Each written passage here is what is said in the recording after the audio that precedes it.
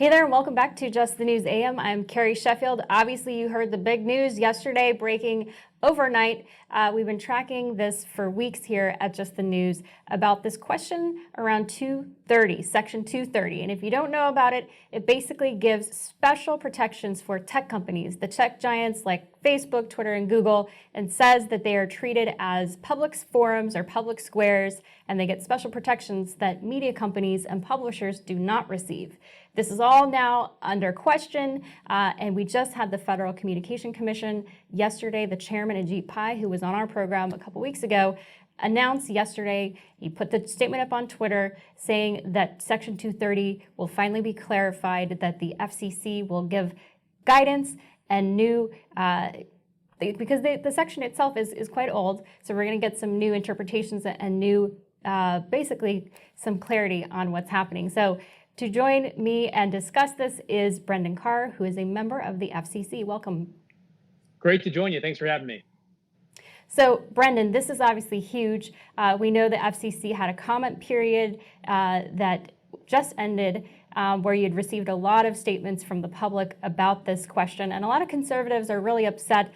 This is a big issue right now because of the election, where conservatives say that the big tech giants are suppressing stories, in particular the story this week around Hunter Biden and Burisma and the allegation and the evidence that supports the fact that the vice president at the time met with a senior official of Burisma. Twitter and Facebook have said that this story has not been proven, and so they're going to suppress the results, or in some cases they say they're suppressing it because of the way the source material was developed was illegal. We noted here at Just the News that the tax returns that the New York Times reported about were obtained through an illegal method also, and the social media giants didn't seem to care about that. So is all of this political backdrop part of why what happened yesterday with Chairman Pai happened? Well, I think this is a watershed moment for all of us that have been working to rein in big tech. You know, we have never had an institution in history that has this much influence and control over speech. And as you pointed out, we've seen a series of actions that these big tech entities have engaged in to put their thumb on the scale in favor of a particular political outcome that they're shooting for. And they have every First Amendment right, as all of us, to do that. The question, though, is, are they doing that consistent with these special 230 protections that you talked about that go above and beyond what you enjoy, that I enjoy as just regular First Amendment speakers? And so yesterday, the chairman of our agency, Ajit Pai, came out and said we're going to clarify Section 230. Late last night, this morning, the Wall Street Journal came out and said that big tech's abusive behavior, their partisan behavior, is unacceptable, and it's time for the government to step in and reform. If you've lost the Wall Street Journal when it comes to sitting on your hands and doing nothing, I think that signifies that we are in a new era where there's going to be some action against big tech. And when you say action and when you say clarification, what do we mean specifically? Because we had Chairman Pai on this program, and he said it in his words that news media outlets shouldn't be shackled with legacy regulations.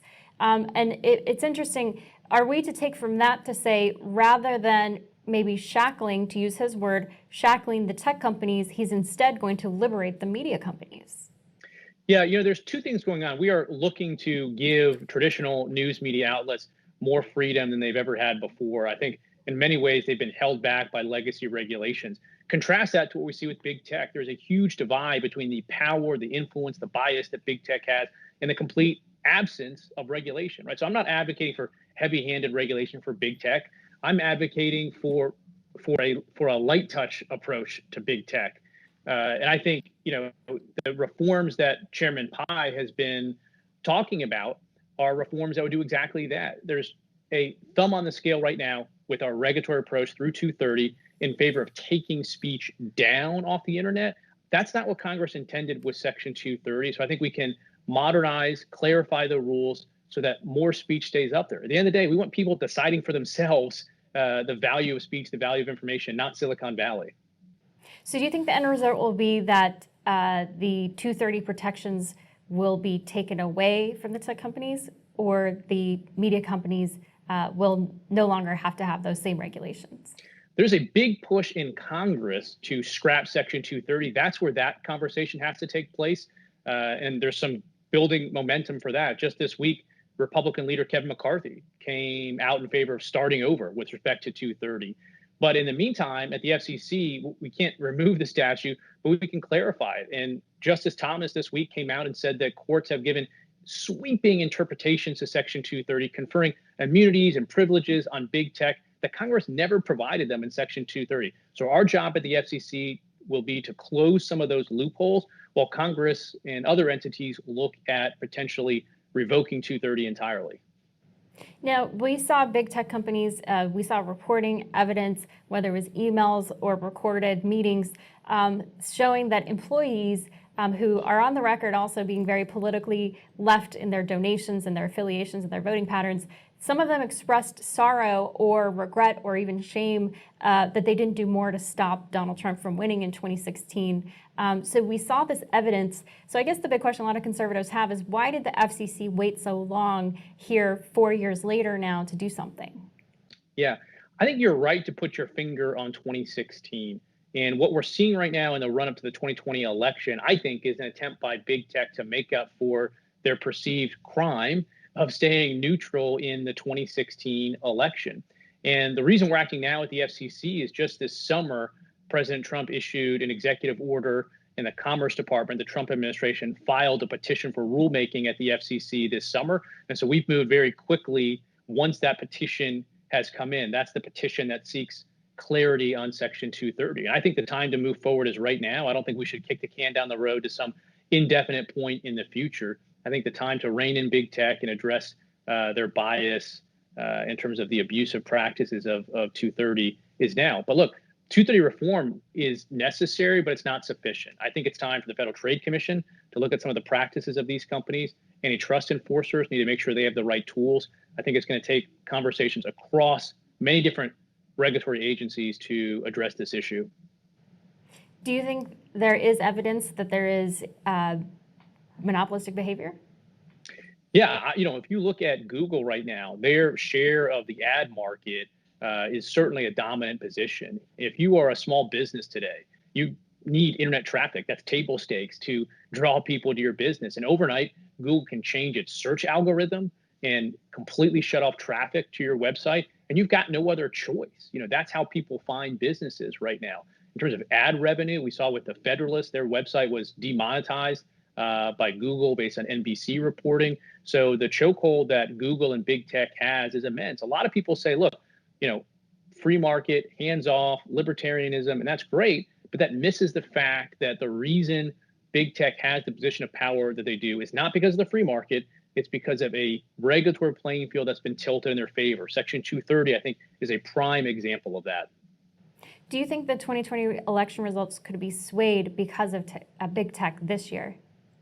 There's certainly been some reporting on that. There's been some professors and others that have put some studies out there that can show that. Again, I think the best solution to this is more speech. We don't need Facebook or Twitter or Google to tell us, this news story from this reputable news organization isn't something you can even click through to see. I think we should trust the American people to make their own minds up, including for this upcoming election. So in terms of the actual outcome, do you think that Google suppressing, I mean, we covered also, it looks like Breitbart and the Daily Caller also, there's evidence that their websites have been suppressed. We noted some reporting, we took screenshots and videos of our content yesterday being suppressed on Twitter, where we had a video that was able to be shared and then not able to be shared. We noted earlier also, and the president retweeted our article about YouTube mysteriously removing dislikes for content around Joe Biden's nomination acceptance speech in August. When you see case after case, we've talked to lots of other conservative folks in the media who say they see this evidence also. Project Veritas has videos as well. How do you guys interpret that? When you hear about this evidence, how do you process that? People have been talking about this issue of bias against conservatives on social media for a long time. And the conversation in DC, particularly coming out of big tech itself or think tanks funded by big tech, was don't believe your own eyes. Well, as you pointed out, it's no longer just our eyes. We've got screenshots, we've got video recordings, and the conversation has shifted. That's part of why I think this is a watershed moment. No longer is the conversation really about this bias isn't happening. The conversation now is, well, of course they're biased, but they have every First Amendment right to do that. well, fine. But what they may not have is a right to Section 230 protections while they're doing that. And that's what we need to take a look at. And do you think the president should have signed an executive order sooner?